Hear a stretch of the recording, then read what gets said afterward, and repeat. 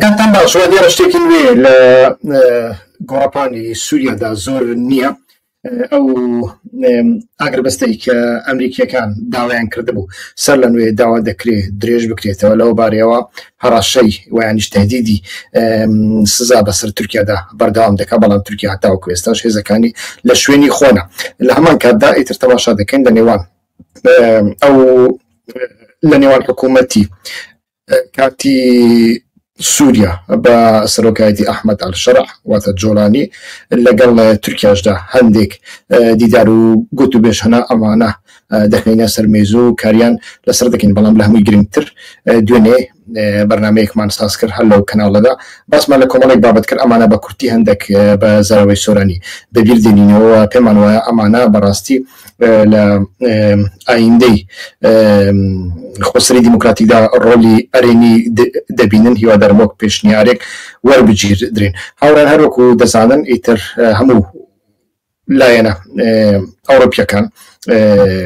وامريكا كان بريطانيا كان ايتر لنا ديداردان حتى ايران بخوشي لقل حكومتي استاي دمشق لنا ديدارك دايا روسيا لنا دايا اما نحميان بلايك لا يشي ديكاش ايتر تماشا دكن لنيوان اسرائيل وتركيا دا بقطار يعني هيت كرداريشي لباينيا ولا باشي نعبه وان قطار هيت كاريجريتشي لسر بيشروي كانت تركيا دا بهيت شويك نابه وهيت كاريجريكي لسر كيشي كرديش دا نابه بلام اما حتى وكو استاج لنيوان اسرائيل وتركيا برداما بقشتي لنا وسكدا هذا اقليمي كان وادي رخوانيك لايق كردوتو تاراديك لتر ايران لقل اوي لنا ديدار دايا وكو باسمان كل بلام ايران وروسيا من بيموانيه وكو زاران بين وناو ساحي سوريا بتايبتي ايران اما زور زحمتك ولاتك تندين سالا لتر وكو برسيار دبيندري وولاتك بجداري لشردا كردوا وكو زاران لا تناو من الملانيك من بيموانيه ايران حول هذا بيت وناو سوريا بلام بشوازي ديكا وعو شوازا لروي دبلوماسي لروي اقتصادي لروي سياسي وتشون دبي اما لا عندنا ديبين أو يبغوا إيران جرينجا لموضوع سياسة إيران العراق دا إيران سياسة خوي العراق دا ناتسارة سلنوي ديزاين بكاته وكالي ناتسارة ديزاين بكاته يعني سياسة خوي العراق دا بهستر بكا إيتر أمانة هميان بابت جريكن وكاريجريان نصر حكومة يريمي كردستان وبيوندي كاني لقل إيران ولا لا يجي كا بيوندي كاني لقل حكومة ناوندي دروز دبي أو بيوندي لنيوان بارت ديمقراطي كردستان وحكومة تركيا دا هي أما لا عند دا تارا ديك كاريجري لسر دروز دبي ديسان لسر أمانة لأين دا قصد كينوا دا بينوا ناو سوريا لنا سوريا دا بيقومان گۆرانکاری گرنگە یەک لەو گۆرانکاریانە کە دەبینین و یانیش ئەتوانین هەڵسەنگاندنی لەسەر بکەین جۆڵانی بە تەلەفۆن قسەی لەگەڵ عومەر چریک وتەبێژی ئاکپارتی کردووە و وتوێتی سەرکەوتنی ئێمە سەرکەوتنی تورکیایە ئێمە تۆڵە لە کەس ناکەینەوە دەستوەردان لە هیچ وڵاتێک ناکەین سەرەتا استراتیژی دامەزراندنی ژێرخانی دەوڵەت پەیڕەو دەکەین یعنی ئەمە خۆی لە خۆیدا سیاسەتی ئەحمەد الشەرع دردخ أحمد الشرع سرداري وبيجمان القاعدية إما ناتوين وكو لعنا كان ديكا كدبلوماسية دكان يعني بياغي بكين ويعنيش رابرد وكي لبير بكين حتى هيت برسيارك لسر عين دكي دامنين بلا بيدت سي براستي كسيكا بيش اوي هنگاو بني بيش اوي هيرج بكاتا سر حلب لإدلب لمالكي خوي لبارقاكي خوي لجولكي خوي وبيدت سي درسي شي باشي خوين دبي وتجربه شي زور باشي لو ريخراوانا ورقرت بيك بيشتر كاري لقا كردونا طالبان القاعدة داعش أمانا شتي زور جرينجن ورداو قليكن كا أو بشي زوري لنايان دابوا ولهمان كان درسي شي زوري ل رخراوي إخوان المسلمين لمصر لليبيا ولتونس ورقرتوا كبتايبتي لمصر لتونس دا إخوان المسلمين دواي هذا سر دا صلاة إتر لولاتيجان بكودتاي الرق لمصر لتونسيش بكودتاي كي سايو سيفيل إتر لسركار لابران ودرسي لما نشور قرتوا كدام درسي لما ورقرتوا يعني أو أزاني إخوان المسلمين لويدا هلايتن قبليان كردن بۆ نمونە لە مەسر ئیخوان مسلمین بە هیچ شێوەیەک عسکەری بە جدی وەرنەگرت، یعنی عسکەر سەرباز لە ناو دەوڵەتی مەسردا پێگەیەکی زۆر گرنگی هەیە، ئینسان ناتوانێت حسابی بۆ نەکات، هیچ حسابێکی بۆ نەکرد، وە لە هەمان کەدا حسابی بۆ دەستوری سیکولاری مەسر نەکرد کە وڵاتی کە چەندین ساڵە لە ناویدا مەسیحیەکان دەژین و ڕۆڵێکی زۆر گرنگیان هەیە، هیچ حسابێکی لە بۆ ئەمانە نەکرد، ئیتر ناوەندێکی گرنگی کولتوری عەرەبی بووە، هیچ حسابێکی لە بۆ ئەمانە نەکرد و هەرسا وەکو وڵاتێکی دواکەوتوو کە هیچ کولتوری لە ناودان نەبێت، کە وڵاتێکی هەژەمون یعنی یەک گروپی لە ناودابێ هەمویان مسلمان بن و هەمویان لە ئینگری ئیخوان مسلمین بن مامەڵەی کردووە لەمەدا دۆڕاندی و دواییدا بە کودەتایەکی زۆر ڕق لەسەر کار لابرا. لە تووسیش بە هەمان شێوە غەنووشی سەرۆکی ئیخوان مسلمین یعنی سەرۆک وەزیران هاوکەس سەرۆک وەزیرانی پێشوو بە هەمان شێوە کارێکی بەو شێوەیە کرد، یعنی پەیوەندی خۆی لەگەڵ سیاسەتی دەرەوەی سنوورەکانی خۆی بەردەوام کرد. ئەمە زۆر شتێکی مەترسیدارە لە هەر یعنی ئێمە دەبێت لە سیاسەتی نێودەوڵەتی تێبگەین کە سنووری دەوڵەتان شتی زۆر هەستیارن، ئەمە لە بۆ ڕۆژئاوا شوایە، ئەمە لە بۆ پەکەکە شوایە کە دەبێت بەڕاستی بە زووترین کات سەقی لەسەرکە واز لەو گوتارە بێنێ کە من نەتەوەیمە کە من کێنێ بمەوێ لەسەر سووریا قسە دەکەم، لەسەر عێراقیش قسە دەکەم، لەسەر ئێرانیش قسە دەکەم و مامەڵەی پێ دەکەم. ئەمە لە سیاسەتی نێودەوڵەتیدا بە شتێکی مەترسیدار دەزاندرێەوە هەر هێزێک واز لە منەیەوێ بەڕاستی کۆتاییەکی زۆر خرا دەبێت. پارتی دیموکراتی کوردستانیش دەبێت واز لەو گوتارە بێنی، مەبەستمان لەوەیەکەم ئەمە کەسە هەتا وەکو ئێستاش لە ژێر دەستی پارتی دیموکراتی کوردستاندایە و لایەنێکە کە تەزمیناتی تەمیناتی سیاسەتی تورکیا دەکا، پارتی دیموکراتی کوردستان چۆن مامەڵەی لەگەڵ دەکا دەبێت لەمەدا بەڕاستی زۆر هۆشیار بێت کە ئێمە باسی ئەوە دەکەین ئیخوان المسلمین لەو بارەوە کەوت و نمونەی ئەحمەد ئەلشەرع دەینەوە کە دەرسی لەمانەوە گرتووە، ئەم دەرس وەرگرتنە بەڕاستی بۆ لایەنە کوردیەکانیش پێویستە. ئەمە زۆر گرنگە ئینسان لە قوڵایی ئەو بابەتە تێبگە. ئەحمەد ئەلشەرع بێگومان هەروەکو وتم کەسێکە دەرسی لەمە وەرگرتووە، سیاسەتێکی سووریایی هەیە و ئەم سیاسەتە سووریایە لە بۆ ئەو زۆر گرنگە ئەمەی کردوتە بناغەی استراتیژی خۆی. ئەمەیان بابەتێکی دیکە کە ئێستا کە هەوڵەدەم بێنمە سەر شاشە بۆ ئەوەی ببینن کە هەتا ڕادەیەک مەترسیەکانمان ئەوە دەکاتن، مەترسیەکانمان هەتا ڕادەیەک دەڕەوێنیتەوە، ئەڵێم هەتا ڕادەیەک دووبارە هەردوو سێناتۆرەکانی بەکاریگەر هی وڵاتی یەکگرتووەکانی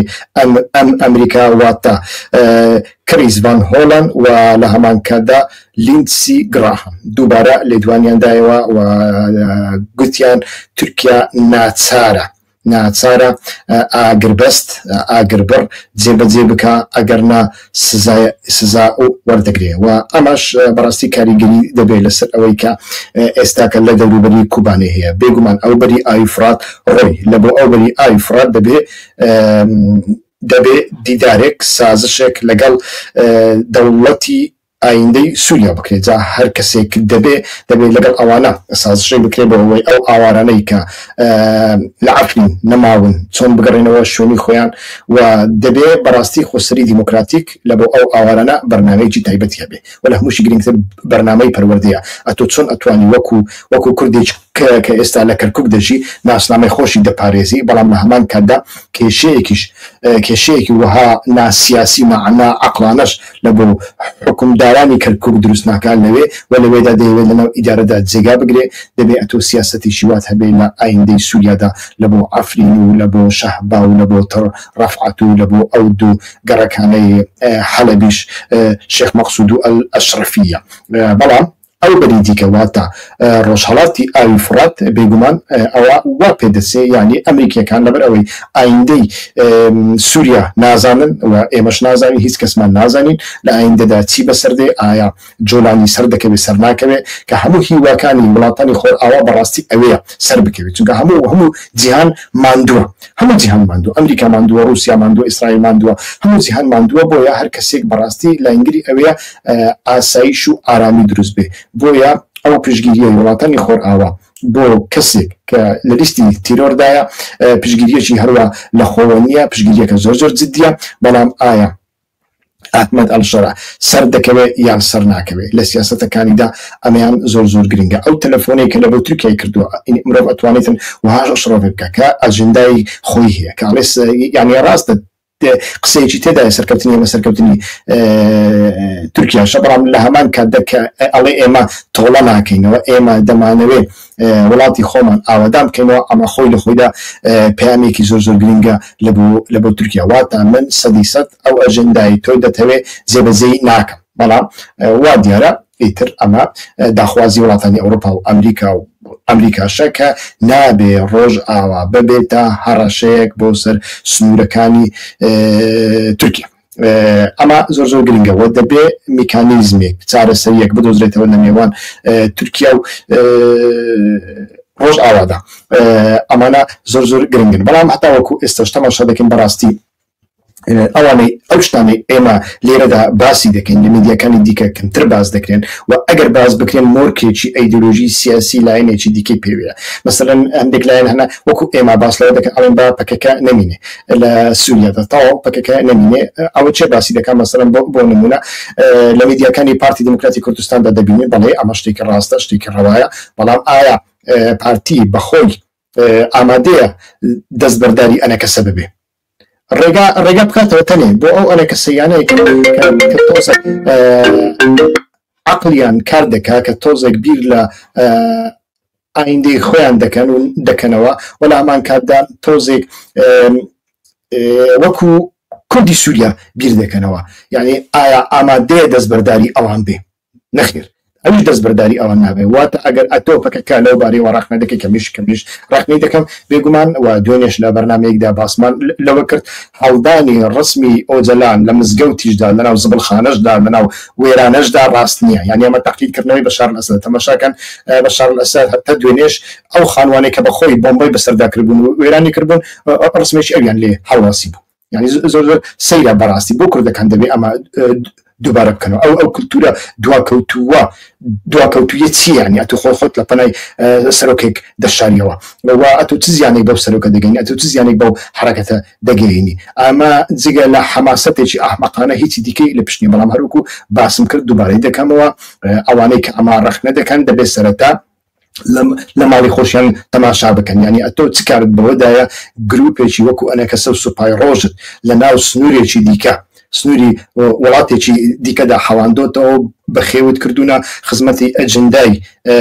دەوڵەتی تورکیا دەکەی و لە هەمان کاتدا لە بەرامبەر بەشێکی دیکەی کوردستان بەکاریان دەهێنی. ئەمەش ڕاست نییە. لە هەمان کاتدا بەڕای من دەبێ کەجەکە بەڕاستی کارێک بکە، یعنی کارێک بکە کە ئیتر کۆتایی بەم وەزعە ناخۆشە بێنێ. مەسەڵەن نمونەیەکتان بۆ بینەوە ئێستا کە بە وێنەیەکتان بۆ بینمە سەر شاشە تەماشای ئەو وێنەیە بکەن هاوڕێن. ئەمە شتێکی نوێیە، ئەمە شتێکی نوێیە کۆبوونەوەیەکی خۆسەری دیموکراتیکە بەنیش دیپلۆماتانی خۆسەری دیموکراتیکە لە برۆکسەر لە پەرلەمانی ئەوروپا تەماشا دەکەن. ئەمانە تەواو ئەمانە دیپلۆماتەکانی خۆسەری دیموکراتیکن، بەڵام ئەو بەڕێزە کە دەیناسن بە شخصی ئەویش لەوێ. ئەمە چێ؟ ئەمە نوێنەری هەدەپەی پێشوو بووە، ئێستا کە نوێنەری دەم پارتیە. یعنی لێرەدا ئەتۆ چۆن دەتوانی لێرەدا سیاست بکەیت. یعنی تورکیا بە هەموو دنیا ئەڵێ تەماشاکەن کاکە ئەمانە پەکەکەنەوە، پەکەکە دژمنێکی منە ناوی لە لیستی تیرۆردایە و هەڕەشەیە بۆ سەر سنوورەکانی من. ئەمە مەشروعە یان مەشروع نیە، ئەمە شتێکی دیکەیە. بەڵام تورکیا وڵاتێکی بەهێزە ئەندامی ناتوێ قسەی دڕوە و بە تایبەتیش کاتێک باسی مەشروعیەت بکە، باسی سنوور بکە، باسی گروپێکی چەکداری بکە، قسەکەی لێوەردەگیرێ. تەماشا دەکەی هەر دوێنێ لەو کۆبوونەوەیەدا ئەو بەڕێزە لە تەنشت ئەوان دانیشتۆ باشە نەدەکرا بەڕێزی چکە دابنیشی دەکرێ بێگومان. یعنی ئەمانە زۆر گرنگن بەڕاستی، بۆیە تەماشا دەکەین بەڕاستی گوشارێک دەبێت گوشارێک پێویستە کە لەناو ئەو بزوتنەوەی ئەو بزوتنەوەیە لەناوە خۆیدا گەورەترین کێشەی ئەوەیە ڕەخنەگری نییە. یعنی هیچ کەس ناتوانێت ڕەخنەی لێ بگرێت، وانیش هیچ کەس لە ڕۆژنامە نووسەکانی لە ئەوەکانی ناتوان ڕەخنەی جدی لێ بگرن. جێگا لە بۆ خەڵکی بێچەهر و بێچارە دەکاتەوە، جێگا لە بۆ خەڵکی ناڕۆشن فکر دەکاتەوە، جێگا بۆ خەڵکی تێکەڵ و پێکەڵ دەکاتەوە، بەڵام جێگا لە بۆ خەڵکێک ناکاتەوە کە ڕەخنەی جدی لێ بگرێت. وأما قولترين كيشيا ك وكو حكومة دكتاتورية كان وكو حكومة دواكتو كان روشراتنا أو رز بتنيا 5 دقيقة ويعني أجر زوزر خاطري بين بتنيا 5 روج برلوي بكيوي بأجا ديتوا برلوي بقومي بأجا ديتوا أما كيشة جوركية كتبي أم كيشة تسعر سر بكري يعني خسري ديمقراطيك زيادة لصد هزار تقدارية و3 مليون خلشي لجر دزداعي لهمو كما نتوية كان بخوت عند زانن ئاستی خوێندنەواری خەڵکی سووریا بەگشتی لە چاو وڵاتانی وەکو عراق و ئێران حتا لە چاو تورکیا زۆر باشترە زۆر باشتر مەبەستم لێرەداسیانی خەڵکی خوێنەوار خەڵکی زمانزان لە سووریا زۆر زیاترە لە چاو بەشەکانی دیکە کەواتە ئەتۆ چ پێویستت بەوەیە ئەتۆ دەی کەسێک کە نوێنەری حیزبێکی دیکەیە حیزبێکی کوردستانی تورکیایە ئەتۆ دەیهێنی لە پەرلەمانی ئەوروپا لەسەر مێزەکەی خۆتی داعانێ و ناو لەمە دەکەی کاری دیپلۆماسی ئەوە جدیەتی دیپلۆماسی سەراو ژێر دەکە ئەمەیە کە وا دەکا ئەو هەموو کۆبوونەوانە بکرێت ئەو هەموو مەسرەفە بکرێت ئەو هەموو ماندووبوونە ببێ بەڵام ئەنجامێکی ئەو تۆی نییە لە جیاتی ئەمە دوێنێ لە بەرنامەکەماندا باسمان کرد دەبێ هەڵمەتێک بکرێت يعني هەڵمەتی زۆر گەورە ئەکرێن ئەنجام بدرێن مەسەرەن بۆ نمونە ئەتوانی دڵنیای یەک بە هێزە ئەمریکیەکان و هێزە نێودەوڵەتیەکان بدەین نیاز باکی خۆت دروست بکەی بەڵێ تاوەکو ئێستا ئەندامانی پەکێکە لەناو سنوورەکەی مندا هەبوونە کاریان کردووە لە دژی داعش ئەمڕۆکە ئەمانە بەڕێزەوە بەڕێ دەکەین فەرموون ئێوەش ڕێگا بکەنەوە ویانیش ئەمانەی کە مەخدوری شەڕن سست ئەندامن کەم ئەندامن ئەمانە شوێنێکیان لە بۆ دابین کەن بۆ نمونە کامپی مەخمور هەیە کامپێکی پەنابەرانە ئەکرێت لەوێدا ڕێزیان لێ بگیرێ شوێنیان لە بۆ دابین بکرێەوە ئەکرێ لەو بارەوە ئەتۆ لەگەڵ عراق پەیوەندی بکەی بۆ نمونە یان لەگەڵ ئەمریکیەکان لەگەڵ عراق پەیوەندی بکەی لەگەڵ بەریتانیەکان و لەگەڵ بەغدا پەیوەندی بکەی لەگەڵ یەکێتی نیشتیمانی کوردستان کە پەیوەندێکی زۆر خۆش لەگەڵ ئەتوانی بەکاری بێنی لە بۆ ئەو مەسەلەی وە ئەو کاتە گوشارەکان لەسەر تورکیا زۆر زیاتر دەبن نەوەکو دوو سێناتۆر کە ئەو دوو سێناتۆرەش مەبەستەکەیان زیاتر ئاسایشی ئیسرائیل نەوەکو مەبەستەکەیان کێشەی کوردە تەماشاکە هیچ سیناتۆرێک هەتاوەکو ئێستا باس لەوە ناکە ئێمە لە بۆ خاتری کێشەی کورد لە بۆ خاتری چارە سەرکردنی کێشەی کورد بە شێوەیەکی ئاستیانە دیفاع بەرگری لە هێزەکانی سووریە دیموکراتی هەمیان دەڵێن داعش کەسی دیکە نییە ئەمەش خەریکە بەڕاستی بازاڕی داعشیش نامێنێ یعنی ئەو بازاڕش نامێنێ لە بۆ هەندێک ئەتۆ دەبێ ڕێگای دیکە بکەوێت لەگەر پەرلەمانی ئەوروپا بۆ نمونە پەرلەمانی ئەوروپا کێشەی پەنابەری هەیە وەلەو بارەشەوە ئیتر کۆمەڵی کارت لە دەستی دەوڵەتی تورکیادایە ئەتۆ دەتوانانی لەگەڵ پەرلەمانی ئەوروپا لەو بارەیەوە بەڕاستی کاری زۆر گەورە بکەی یانی بڵێ کاوەرن بودجە بدەن ئێمە هەرێمەکەی ئێمە پارێزراوە ئێوەش گارانتی بکەن لە نێوان ئێمە و دەوڵەتی داهاتووی سووریا لە نێوان ئێمە و دەوڵەتی تورکیادا ئاسایشێک بەرقرار بکەن ئێمە لە ناوچەکانی خۆمان کامپی پێشکەوتو دەکەینەوە بە ژمارەیەکی زۆر ملیۆنێک 2 ملیۆن پەنابەر بێنە ناوچەی ئێمە ئەتوانی ئەمە بکەی بەڵام ئەمە لەمانە زیاتر کۆمەڵێک کۆبوونەوەی کۆمەڵێک دەست پێشخەرەی فەردی دەکرێن و ئەو دەست پێشخەرەیە فەردیانەش نمونونەکەم نیشاندن ئەمە دوێنەیە ڕوویدا چۆنە ویانیش تەماشا دەکەی بەردەوام کەژەکە لێ دوان دەدا لەسەر ئەمە یعنی لە سەردەمی هەڵبژاردنەکانی پێشووی تورکیاشدا بینیمان ئێمە پشتگیری لە کەمال کلژدار ئۆغڵو دەکەین دەنگ بە کەمال کلژدار ئۆغڵو بدن هەتا قڕیان بەسەری کەمال کلژدار ئۆغڵو دەکرێت باشە تۆ چ کارت پێدایە سلاح الدین دەمیرتاش هەیە دەم پارتی هەیە هەدەف هەیە بە هەزاران سیاسەتمەداری کوردی لەگەڵ هەنا ئەو قسانە لە بۆ ئەوان بەزێبێڵەیە ئەتۆ بۆ خۆت وەکو ناوەند دەبینی ناوەندی هەموو کوردستان دەبینی سەردەمی ئەم جۆرە شتانە نەماوە بەڕاستی بۆی تەماشا دەکەین لە غیابی ئەو جەلاندا بەڕاستی ئەو کەم و کورتی جددیانە دەبێ بە هەمان شێوە چارەسەر بکرێن دیسان بگەڕێمەوە سەر مەسەلەی دیالۆگی کوردی کە زۆر گرنگە دوێنێش لە بەرنامەکەماندا باسمان کرد بەڵام لەوانەیە هەندێک کەس بە کرمانجی تێنەگەیشت بن مەبەستمان ئەوەیە کە بەڕاستی ئەو دیالۆگە هەر چۆنێک بێ دەبێ ڕێگایەکی لە بۆ بەدۆزرێتەوە ئەو ڕێگایی کە پەکەکە بیری لێ دەکاتەوە نابێ و ئەو ڕێگایی کە بارزانی بیری لێ دەکاتەوە ئەمەش نابێ پێشتر پەکەکە یعنی مینێک ئەلغامێکی دروست کردووە تاوقیتی کردووە خەریکە بەخۆیدا بدەقیتەوە ئەو مینەتە یەکێتی نەتەوەی کۆنگرەی نەتەوەی و ئێمە هێزێکی نەتەوەین ئێمە لەکوێ کوردستان پێویست بێ دەیکەین لەوێ حیزب دروست دەکات لەوێ گروپێک ئاوا دەکات فلانەوە لەوانەیە ئەوڕۆ پەدەکەش هێزێکت بۆ دروست دەکات بە ناوی هێزی ڕۆژ کە تورکیا پەروەردەی کردووە پەروەردەی دەکات و حیزبێکیشت لە بۆ دروست دەکات کە 24 ساعت لە هۆتێلەکانی دەوڵەتی تورکیادا خەریکی خواردنی برنج و فاسولی و مریشکن و ئەمانە ئیتر بەرمە بەڵام کێشەکە بەتەنیا ئەوە نیە کێشەکە ئەوەیە بتەوێت و نەتەوێت ئیتر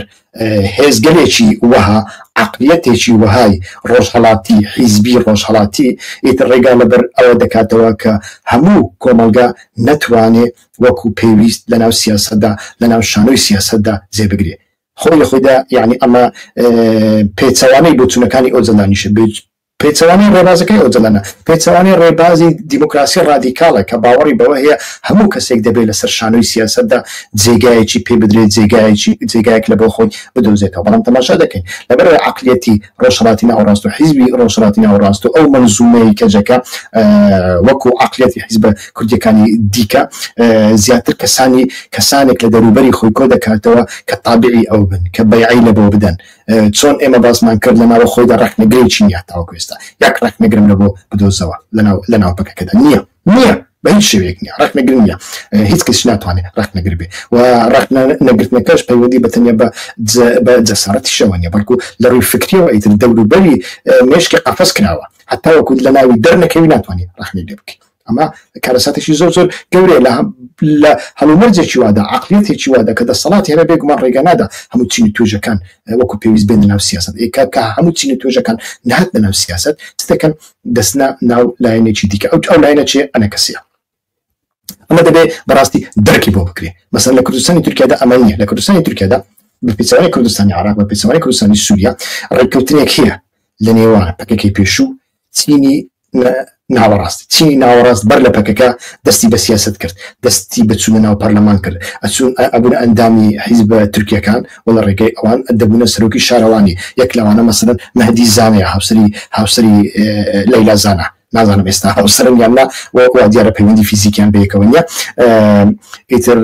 دوای ئەوە پەکەکە زانی کە ئەگەر ئەو لەگەڵ ئەو چینە سازش نەکە دەدۆڕێنی سازشی لەگەڵ کردووە کارێکی زۆر باشی کرد لەمەدا سەرکەوتنی بەدەستهێنا چونکە بتێت و نەتەوێت سیاسەتی شار بە چینی لادەیی و گوندی و حەماسی ناکرێت ئەمە گوتاری شاخ بەمانە دەکرێت بژی و بمرە و فلانەکە جاشە و فلانەکەس خائینە ئەمە دەکرێت بەڵام لە سیاسەتی شاردا تۆ کەسانی عەقڵمەند دەوێن کەسانی چینی مامناوەندی دەوێن و دەبێت لە سووریادا لەگەڵ چینی مامناوەندی بەڕاستی سازشێک بکرێت دەبێت ڕێگایەک بدۆزرێتەوە بێگومان من زۆر داخلە دڵم لە سەرانی ئەنە کەسەوە پێشم وانە ئەمانە هۆتێل و کەیف و سەیفی خۆیان بە قوربانی شتێکی وەها بکەن بەڵام لەناو ئەنە کەسەدا ئەوە معنای ئەوە نییە ئینسانی باش نین ئینسانی نیشتیمانی نین دەبێ بەڕاستی اتفاقێکی نیشتیمانی کوردی سووریا بکرێت اتفاقی نیشتیمانی کوردی سووریا جیاوازترە لەو لەو گوتارە بێسەروبەری گوتاری کۆنگرەی نەتەوەی زۆر جیاوازترە و ئەمە لە ڕووی واقعیترە و ئەتۆ دەبێ لەگەڵ ئەمانە سازش بکەیت جا گروپ بە گروپن جیاواز بە جیاواز ئەنە کەسە چەندین گروپی جیاوازیت تێدایە چۆن بنەوە هێزەکانی سووریای دیموکراتیک گروپی جیاواز هەیە گروپی محافظەکار هەیە گروپی دیموکرات هەیە گروپی توندوتیژ هەیە گروپی حیزبی دۆگماتیک و ستالینیە لەناو ئەنە کەسەشدا ئەمانە هەنا من پێم وایە دەبێ ئەم کارە بکرێ و ئەم کارە دەکرێت تەنانەت لەگەڵ پارتیش بکرێ یعنی بەڕاستی دەکرێ بکرێ یعنی دەکرێت خۆ لەگەڵ پارتی اتفاقێک بکرێ لەو بارەوە بە سەرۆکایەتی مەزلوم عەبدی بە گروپەکانی سەر بە ئەنە کەسە کامیان دێتە پێشەوە بە بێنە پێشەوە ئیتر بێن بەڵام بە سەرۆکایەتی ئەنە کەسە بە سەرۆکایەتی ببورن مەزلوم عەبدی بە سەرۆکایەتی یعنی کەسێک کە لەناو دیپلۆماسیەتی ڕۆژئاوادا بەڕاستی نرخی هەیە کە هەموو لایەنەکان دانی پێدانی حسابی لە بۆ دەکەن ئەو ڕۆکەش مەسەن کەسێکی وەک نمونە دێنەوە من باسی کەس ناکەم وەک نمونە مەزلوم عەبدی لە بۆ ئەوە باشە پێشتریش لە دیالۆگی نێوان ئەنە کەسە و پێدەدا ڕۆلی بینی و ئێستا کەش ئەتوانی ئەو ڕۆڵە بینی بەڵام بەمەرجێک ئایا پارتی دیموکراتی کوردستان ئامادەیە ئەو ڕۆڵە بە مەزلوم عەبدی بدە ئەو ڕێی دەبێ پێ بدە اینجا ئەنە کەسە بابێتەوە بەڵام ئەوەی کە پێشتر کراوە لە ژێرگوشاری تورکیادا لە ژێرگوشاری ئەمریکادا وەڵا با ئەنە کەسە بێ ئێمە لە 150 پۆستەکانی بدەینێ ئەمە شتیوان نابێ لە دنیایدا شتیوان نەبووە خۆی لە خۆیدا تورکیا ئەنە کەسە و سوپای ڕۆژی لە بۆ ئەوە دروست کردووە لە بۆ ئەوەی ڕۆژ ئاوا وەکو کوردستانی عراق ببێتە 50 دێگەڵ نازانم سەیتەڕی هیران و سەیتەڕی نازانم چێ سەیتەڕی حیزبی هەبە هێزی هەفتە و هێزی یەکەی هێشتا و یەکی هەفتە ئەمە هیچ کەس قبول ناکە بە تایبەتی ڕۆژ ئاوایەکی ماندوو چۆن ئەمە قبول دەکە ئەمە قبول ناکە لە بۆ هەندێک بەڕاستی ئەوە دەبێتە یارمەتیدەر هەم لە بۆ پەکەکە هەم لە بۆ پارتی پێویستە لەو بارەیە بەڕاستی خەڵک گوشار بکە یعنی خەڵکی پەکەکە گوشار بکە خەڵکی پارتی گوشار بکە ئەمە پێویستە نەوەکو ئەتوو لە ژێرناوی ڕۆشنبیر کەڕەواتێک بۆ یێنباقی گرێ بدەی و بێ سەر شاشە و گوتاری حیزب دووبارە بکەیەوە والله پەکەکە نایلی ڕۆژ ئاوا فدرالی ببێ و یانی والله مەسعود بارزانی خائینە ئەنە کەسەش خائینە و پەکەکە بەتەنیا شۆڕژگەرەوە ئەمە نابێ ئەمە لە سیاسەتدا ڕۆڵ نابینی ئەمە لە سیاسەتدا نابێتە چارەسەریەکی دیپلۆماسیانە و عاقڵمەندیانە و سەردەمیانە پێویستە و لەو چارچێوەدا مرۆڤ ئەتوانێت باڵانسەکە ڕابگرێ کێشەکان ڕابگرن هەتا وەکو ئێستاش ئەگەری دەستکەوتی زۆر لە بۆ ڕۆژ ئاوا هەنوە ئەو دەستکەوتانە دەبنە قەڵایەک لە بۆ کوردستانی عراق بەڵام بە شێوەیەک کە دەرس لە کوردستانی عراق وەربگیرێ فدرالی و مدرالی چی یعنی ئێستا کە فدرالی لە کوردستانی فدرالی کوردستانی عراق چی یعنی بۆتە ئیالەتێک لە دەستی ئەردۆغاندا یعنی بەڕاستی ئیالەتێکە لە دەستی ڕەجەب تەیب ئەردۆغاندا بە کەیفی خۆی دێ لە قەڵای هەولێر ئیتر نیوە شەو هەموو قەڵای سوور دەکە بینیتە ئەوێ یعنی میلەتێکی نەحەساوە میلەتێکی بێ ئیرادەکرا و میلەتێک کە هەموو خەون و خەیاڵەکەی جوانکاری و ئۆتۆمبیلێکی باش و مۆبایلێکی باش و چاوی لە کیسکە و موچەی یامە هەبێتیە و نەبێتیە ئەوەی لە ڕۆژ ئاوادا بیری لێ دەکرایەوە ئێستا کە کاری بۆ دەکرێەوە لە ئایندەدا ڕەنگ بێ کاری بۆ بکرێ ڕنگ بێ زۆر باشتر پێ کە هیچ جۆرە چارەسەریەک لەسەر بنەمای ئەتنیکی و جغرافی و ئاهاواری و ئەوە ناچەی منە و ئەوە ناوچەی توێ و من لە ناوچەکەی خۆم ئەوەی خۆم بۆ خۆم و ئەوەی تۆش دەخۆم و ئەم جۆرە شتانە بەڕاستی لە سیاسەتی ئەمڕۆدا جگە لە بەڵایەک جگە لە سوکردنی کێشەی کورد هیچی دیکەی لێ شێشی نابێ و ئەمە دەبێتە بارگرانیەک و ئەمە دەبێتە ئیفلاسێک لە بۆ هەموو هێزەکانیش ئەمە زۆر گرنگە بۆیە ویستم ئەو پەیامانەی دوێنێ لە لایفەکەماندا بە زاراوەی کرمانجی دووبارەمان کردەوە باسماکردن لێرەشدا دووبارەی بکەینەوە تکایەکەم تەرخەمی مەکەن لە پشگیری کردتان بۆ ئەم کەناڵە کە قسەی جیاواز و جیاوازتر دەکا لە ئەوانی دیکە تا بەرنامە ئایندا کاتێکی خۆش زۆر سوپاس کە تاوەکو ئێستا لەگەڵماندا بم سوپاس بۆ پشگیریەکانتان هەر بژین